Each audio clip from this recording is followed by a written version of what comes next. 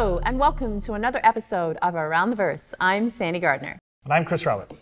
Our Spanish community organized an impressive event this past weekend, which they dubbed Los 50 de Roberts. They filled a server with 50 players, all grouped into one massive party, and performed synchronized quantum travel and planet-side infantry combat, among other activities.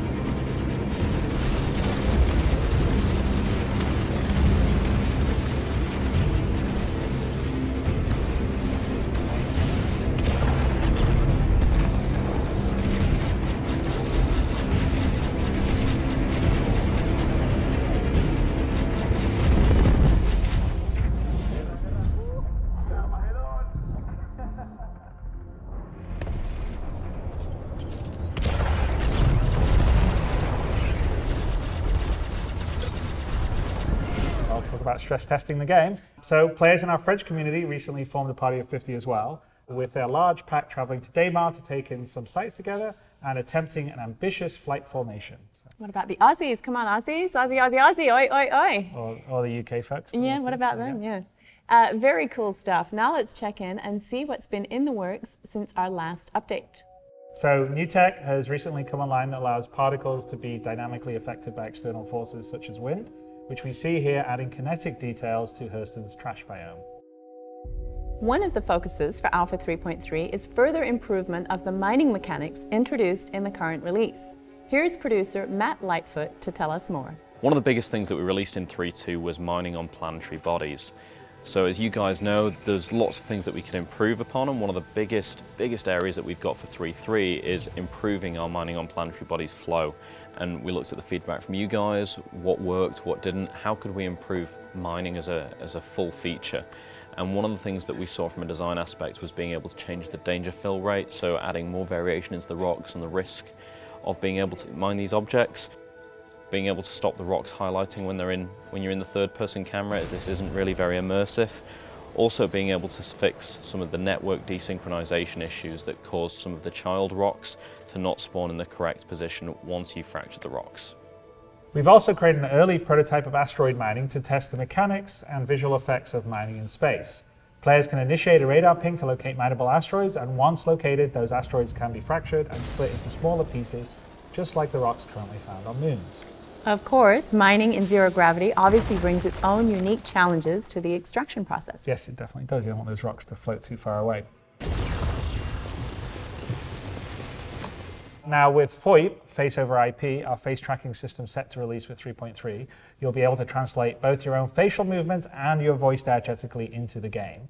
So let's go to Graham Phillipson for some details on how this system is coming along. Hi, my name is Graham Phillipson and I'm lead audio programmer here at Foundry 42.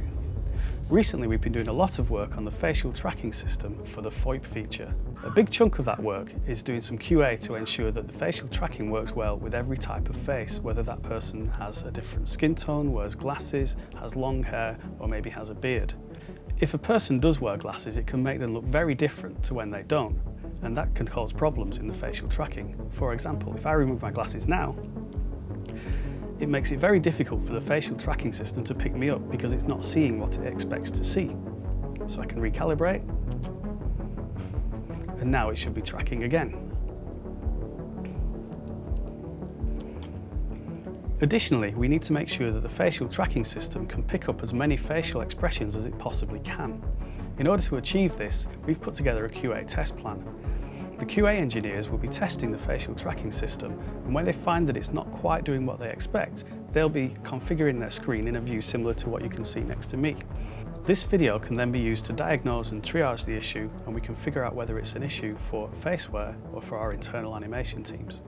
In parallel to this, we've been doing a lot of work with Turbulent to develop a back-end that can transport both the audio and facial data across the network and distribute it to all the game clients. This is the vital work that needs to be completed in order to bring this feature to release. Also, last week we heard from Graham about the work Audio has been doing to add sound effects to physicalized props.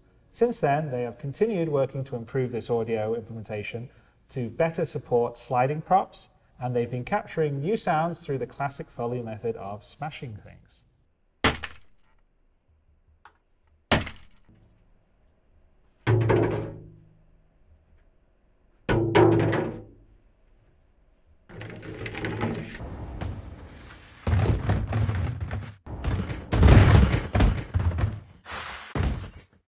The audio team is also taking first passes at unique weapon sounds. Here's an early go at the upcoming Karna plasma rifle from Castec Arms.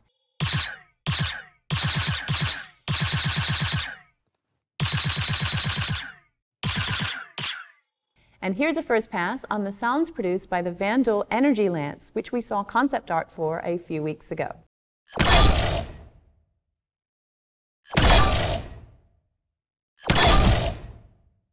Yeah, it's pretty cool. That looks like it'll hurt if it hits you.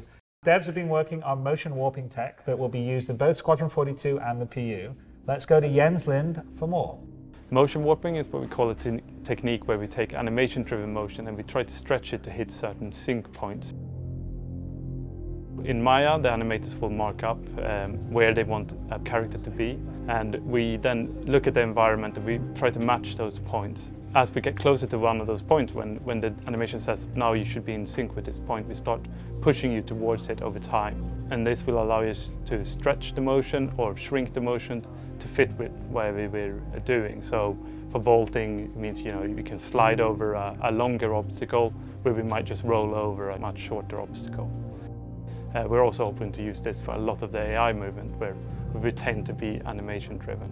Following up on another system being worked on for Squadron 42, work continues on the animation and mechanics associated with picking up and carrying items. Yeah, or grabby hands tech as we used to call it in the old days. Tech.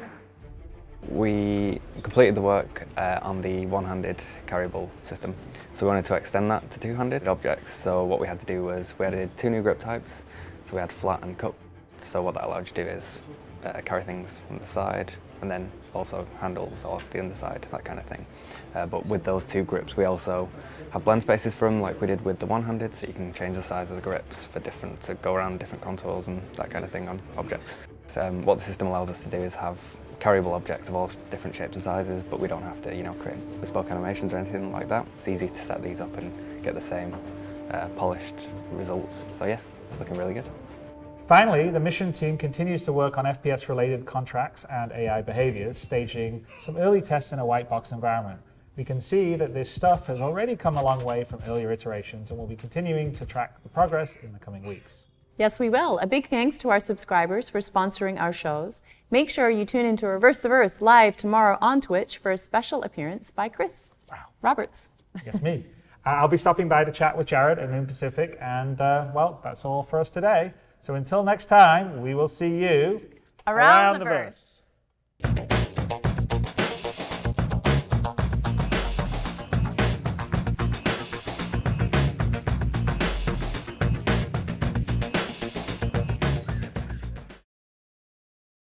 Thanks for watching. For the latest and greatest in Star Citizen and Squadron 42, you can subscribe to our channel, or you can check out some of the other shows, and you can also head to our website at www.robertspaceindustries.com. Thank you very much for watching.